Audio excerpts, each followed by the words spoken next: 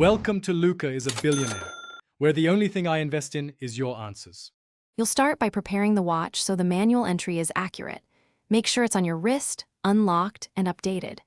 Open the Workouts app or press the digital crown and tap Workout. Pick the activity type that best matches what you did.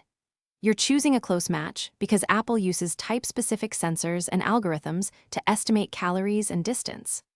Once done, you're ready to either start and stop a workout or later add a workout manually in the Health app. You can record live if the activity is ongoing. Select a goal like time or calories and tap Start. The watch records heart rate, motion, and GPS when available.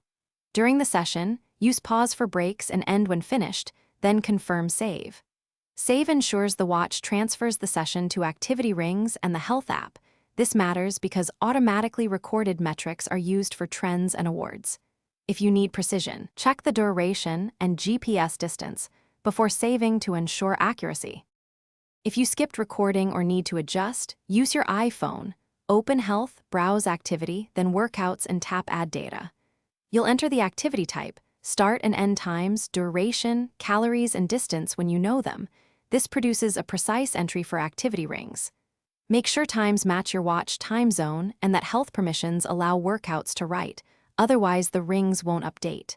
If entries don't appear, toggle health access for fitness and restart both devices as a quick fix. Thanks for watching and please subscribe. It's the best investment you'll ever make.